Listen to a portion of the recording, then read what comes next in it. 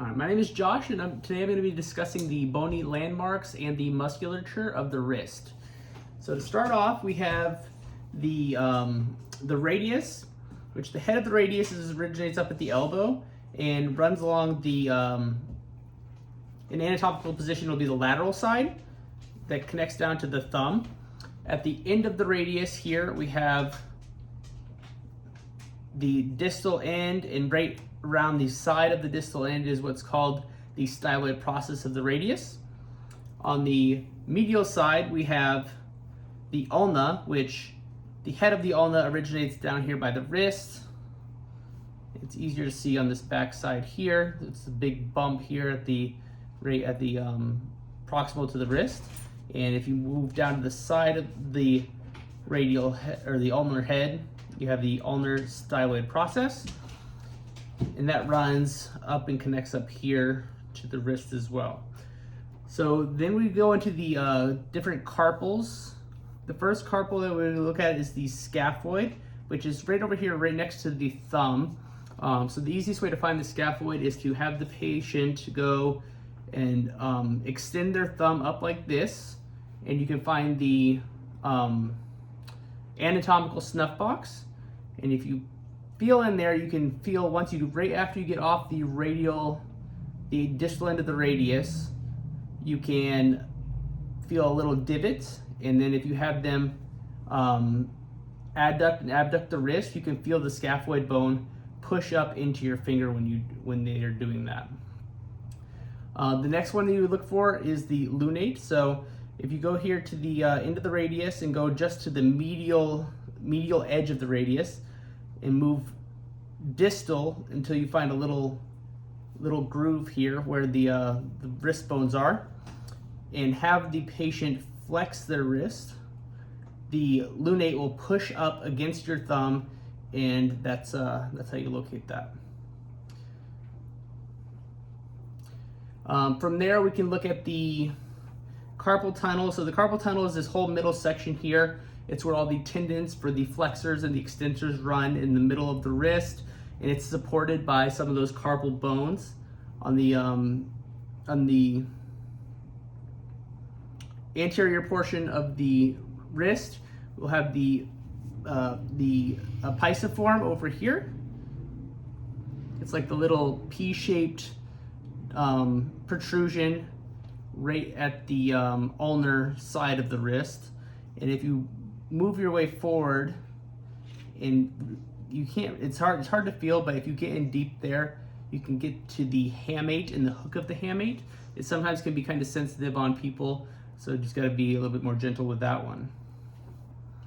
All right. And moving forward, we have the metacarpals and the phalanges. So the metacarpals and phalanges start with the thumb. So this will be number 1. The index finger is phalange number 2. Middle finger is number 3. Ring finger is number 4, and pinky is number 5. And we have the metacarpals here that connect to each phalange.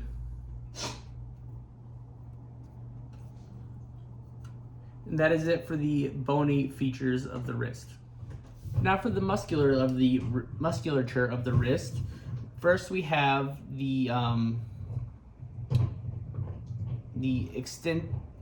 flexor radialis, which starts over here on the medial epicondyle and works its way down across the forearm and connects here at the distal end of the radius.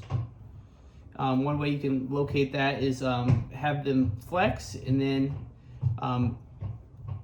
turn their hand into radial and ulnar deviation. And you can follow it down across as you can feel it kind of moving there. Okay.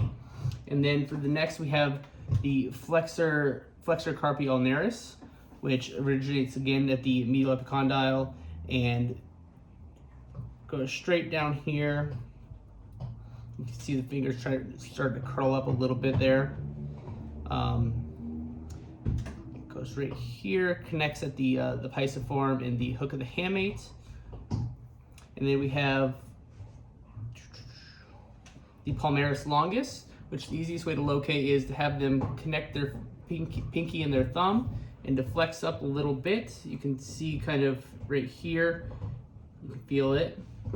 And this connects to all the fascia of the palm here. You can follow it up here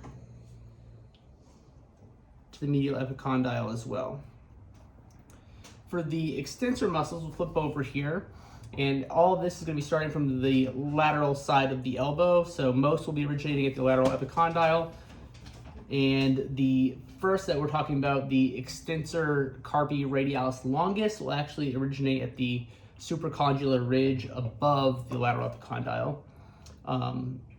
So because it's on the other side of the lateral epicondyle, it can also do weak extension at the elbow. But it'll start up here and it goes down across. And kind of you just turn your hand this way and that way.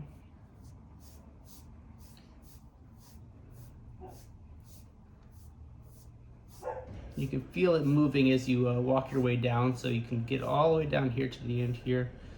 And that is going to connect at the base of the first or the second metacarpal.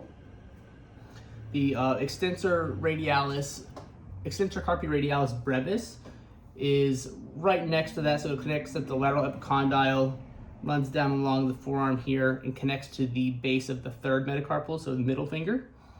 Then you have the extensor digitorum, which originates at the lateral epicondyle and connects down here to the phalanges 2, 3, 4, and 5, and that is the medial and distal ends of the phalanges.